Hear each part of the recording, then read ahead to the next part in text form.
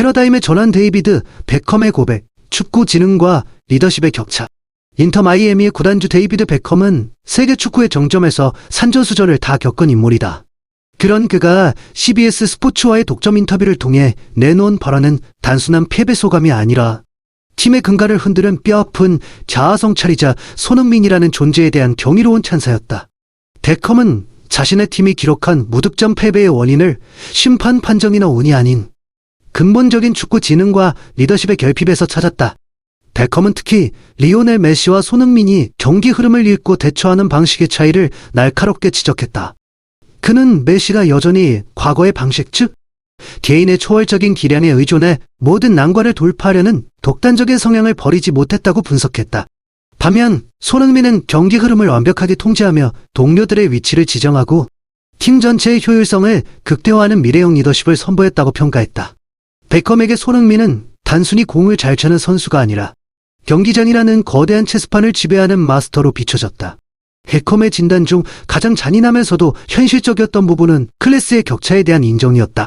그는 인터 마이애미의 스타들이 이름값에 취해 있는 동안 손흥민은 실질적인 파괴력을 발휘하기 위해 자신을 철저히 낮추고 팀을 높였다는 점을 강조했다. 베컴은 우리 선수들이 손흥민의 등벌어 7번 유니폼을 얻기 위해 줄을 서는 모습을 보며 우리 팀의 정신적 기둥이 무너졌음을 직감했다고 고백했다. 이는 구단주로서 느낄 수 있는 가장 큰 모멸감이자 상대를 향한 최고의 예우였다. 또한 베컴은 손흥민의 리더십이 지닌 전염성에 주목했다. 손흥민이 경기장에서 보여준 헌신과 희생을 로스앤젤레스 FC의 모든 선수에게 투지를 불어넣었고 이는 곧 인터 마이애미가 감당할 수 없는 강력한 집단 에너지로 변모했다. 베컴은 이번 경기를 통해 진정한 슈퍼스타란 스스로 빛나는 존재가 아니라 주변의 동료들을 빛나게 만드는 존재여야 한다는 사실을 재확인했다. 결국 베컴의 냉철한 분석은 인터 마이애미가 나아가야 할 방향에 대한 근본적인 질문을 던졌다. 화려한 스타들의 영입만으로는 승리할 수 없으며 손흥민처럼 팀의 시스템을 이해하고 동료의 마음을 움직이는 진정한 리더가 필요하다는 결론에 도달한 것이다. 베컴의 입을 통해 전해진 이 진실은 북미 축구계에 커다란 파장을 일으켰으며 손흥민이 지닌 리더로서의 가치가 단순한 실력을 넘어 하나의 거대한 표준이 되었음을 공표하는 계기가 되었다. 손흥민은 번거로운 개인 기술을 과시할 필요가 없었지만 그의 모든 움직임과 결정은 팀의 이익을 최우선으로 두었다. 리오넬 메시가 절망적인 개인적 노력으로 팀을 이끌려고 쓰는 동안 손흥민은 전술적 지혜를 사용하여 파괴적인 공격 기계를 작동시켰다. 한국인 주전의 치밀한 경기 운영과 동료를 위한 희생정신은 인터 마이애미의 시스템을 완전히 마비시켰으며 이는 베컴이 평생 축구계에서 목격한 가장 경이로운 광경정 중 하나로 남게 되었다. 패러다임의 전환, 개인의 천재성을 압도한 집단 지성의 승리. 로스앤젤레스에서 펼쳐진 이번 맞대결은 단순한 정규 시즌 한 경기를 넘어 축구라는 스포츠가 지난 한 세기 동안 추구해온 영웅주의와 현대 축구가 지향하는 시스템의 미학이 정면으로 충돌한 거대한 시험전이었다.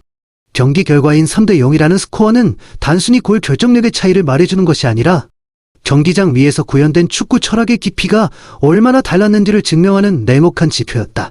과거 축구계의 절대적 신으로 군림했던 리오넬 메시는 이날 경기에서도 특유의 화려한 드리블과 천재적인 개인 기량으로 돌파골을 차지를 했었다.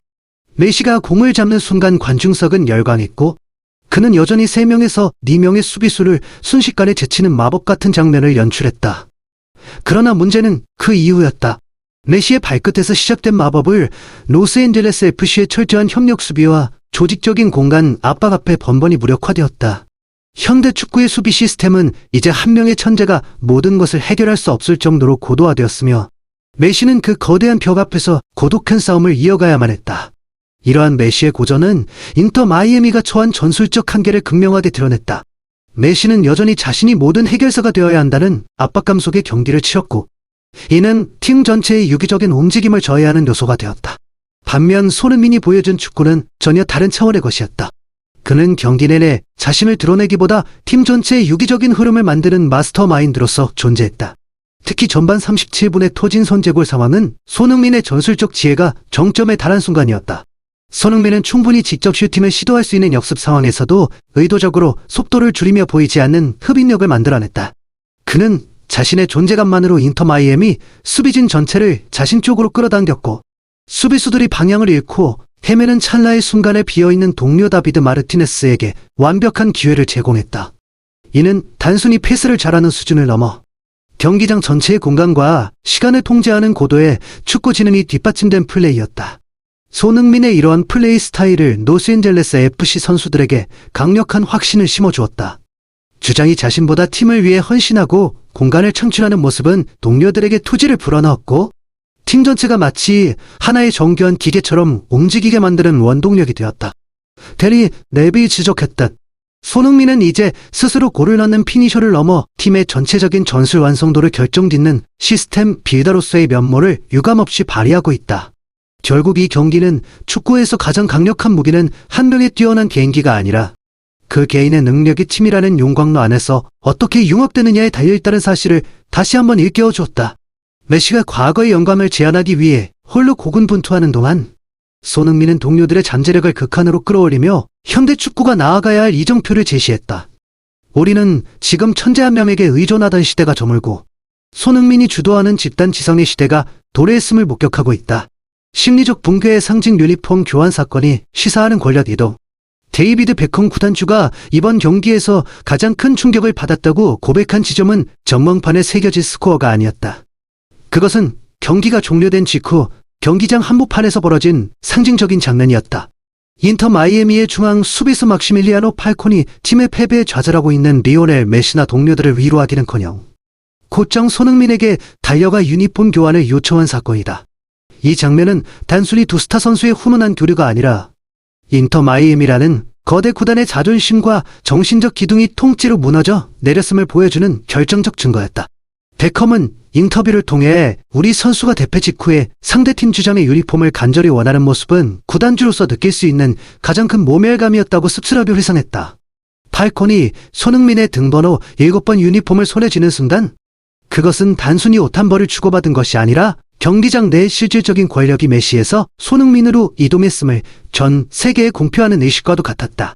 팀의 수비 라인을 책임지는 핵심 선수가 경기 내내 자신들을 유린한 상대 공격수에게 동경 가득한 표정으로 다가가는 모습은 이미 경기 종료 전부터 인터 마이애미 선수단 내부에서 심리적 항복선언이 내려졌음을 의미한다.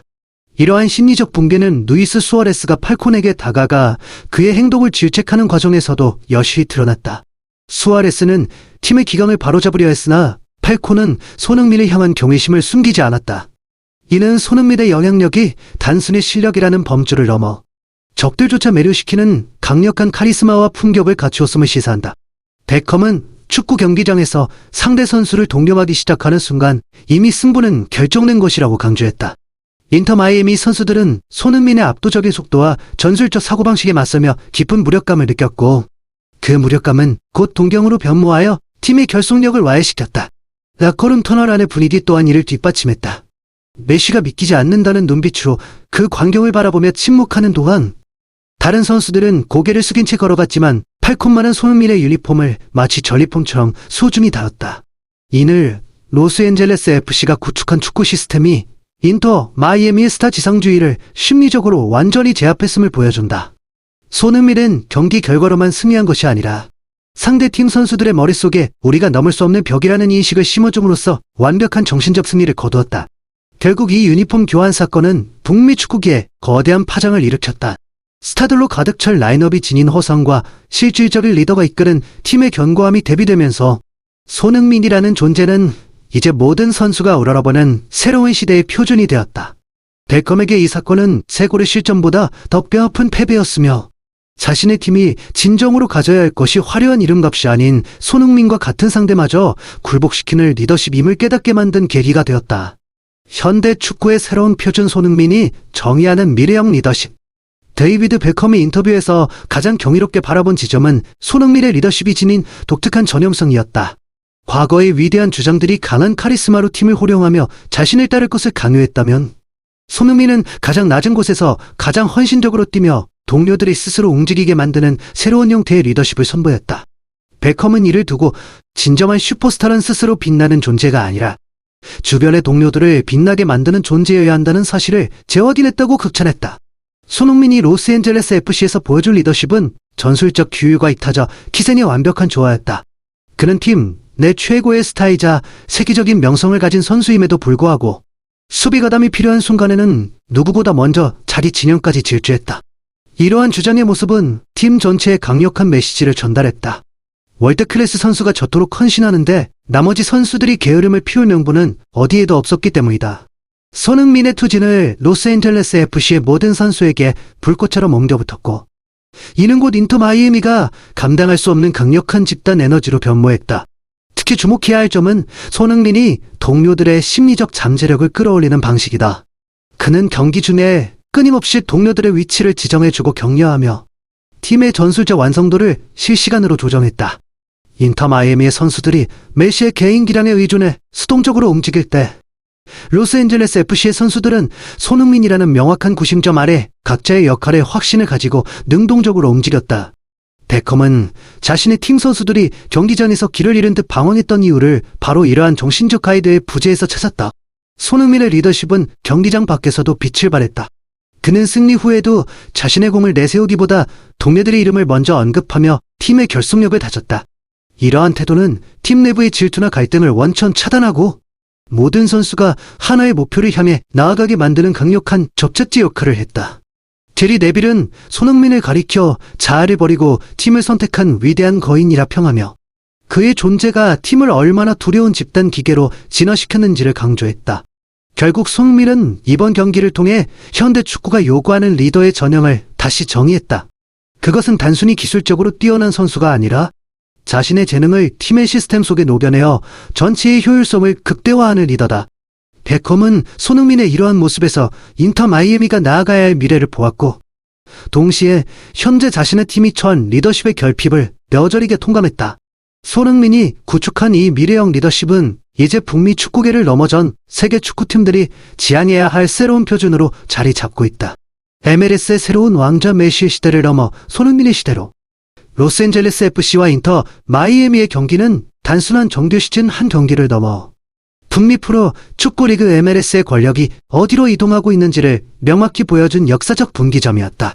오랫동안 축구계의 절대자로 군림하며 축구의 신이라 불렸던 리오넬 메시의 시대가 저물고 팀을 유기적으로 결속시키며 파괴적인 효율성을 자랑하는 손흥민의 시대가 본격적으로 개막했음을 알리는 서막이었다. 이번 경기에서 손흥민은 단순히 승리를 쟁취한 선수가 아니라 미국 축구 대중들에게 현대 축구란 무엇인가에 대한 정답을 제시한 전도사였다. 과거의 축구가 개인의 화려한 기술과 영웅적인 서사에 의존했다면 손흥민이 이끈을 로스앤젤레스 FC는 철저한 전술적 효율과 데이터에 기반한 공간 창출, 그리고 이타적인 리더십이 조화를 이룬 완성형 팀의 모델을 보여주었다. 전문가들은 이제 미국 프로 축구 리그의 절대적인 지배자가 메시에서 손흥민으로 공식적으로 이양되었다는 냉혹한 현실을 인정하기 시작했다. 이는 단순히 실력의 우위를 넘어 어떤 선수가 더 현대적인 경쟁력을 갖추었는가에 대한 해답이기도 하다. 게리 네빌과 같은 전설적인 평론가들이 지적했듯 손흥민의 진정한 가치는 그가 경기장에 존재함으로써 팀 전체가 두려운 집단 기계로 진화한다는 점에 있다.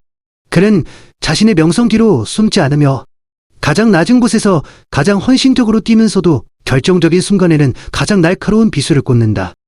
이러한 손흥민의 아우라는 인터 마이애미가 보유한 그 어떤 월드클래스 선수들도 보여주지 못한 부분이었다. 데이비드 베컴의 뼈아픈 인정과 상대팀 선수들의 경외심은 손흥민이 구축한 왕국이 얼마나 견고한지를 증명한다. 이제 손흥민은 단순한 아시아의 스타를 넘어 전 세계 축구 팬들이 동경하는 시대의 아이콘으로 우뚝 섰다. 그는 점수판 위에서만 승리한 것이 아니라 축구라는 스포츠가 지향해야 할 품격과 가치에서도 압도적인 승리를 거두었다. 베컴이 고백했듯 상대 선수들조차 그의 유니폼을 얻기 위해 줄을 서는 현상은 손흥민이 진일 리더로서의 가치가 단순한 실력을 넘어 하나의 거대한 표준이 되었음을 공표하는 계기가 되었다. 결론적으로 이번 맞대결은 불가능을 현실로 만드는 손흥민의 투혼과 지혜가 어떻게 거대한 자본과 이름값을 이길 수 있는지를 보여준 한편의 드라마였다. 우리는 지금 축구의 신이 퇴장하고 자신의 재능과 묵묵한 희생으로 새로운 질서를 세운 새로운 왕의 등장을 목격하고 있다. 손흥민의 발끝에서 시작된 이 거대한 물결은 앞으로 미국 프로 축구 리그를 넘어 세계 축구의 패러다임을 바꾸는 강력한 힘이 될 것이며, 이번 경기는 그 영광스러운 시대를 상징하는 가장 찬란한 장면으로 영원히 기록될 것이다.